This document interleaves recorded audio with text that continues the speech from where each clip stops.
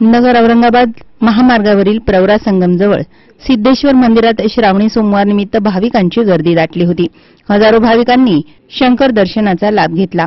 प्रवरा आणि गोदावरी या संगमावर श्री क्षेत्र सिद्धेश्वर हे देवस्थान वसलं आहे। अनादी काळापासून मराठ्यांच्या इतिहासाची साक्ष हे देवस्थान देते। येथे शिवरात्र आणि श्रावण महिन्यातील दर सोमवारी मोठी यात्रा भरते। श्री सिद्धेश्वर टोका नगरीचा इतिहास एक मागोवा प्रभू श्रीराम वनवासात असताना मारीच या नावाच्या राक्षसानं सुवर्णमृगाचं रूप धारण केलं होतं।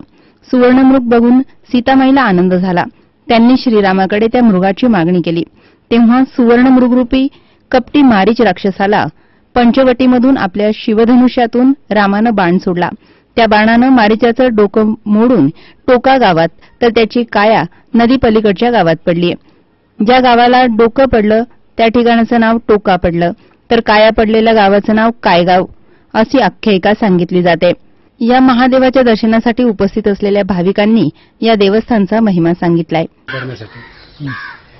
दरवर्षी आता ठरवले बा दर्शनाला जायचं प्रयत्न करण्यासाठी। मंदिर फक्त भव्यरमय होतं सगळे, कारण महाराजांनी पुलाचं काम वगैरे सगळं केल्यामुळं इथे येण्याची संधी सगळ्या लोकांना मिळायला लागली।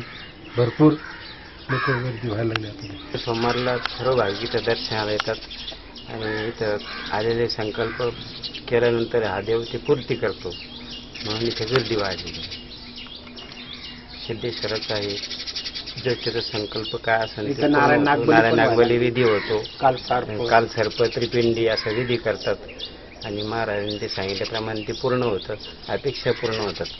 कोणाचं लग्न होणं, कोणाचं नोकरी लागणं, कोणाचं काय पगारवाढी, कोणाची कोर्टाची केस, याला सगळं सिद्धी प्राप्त होती इथे।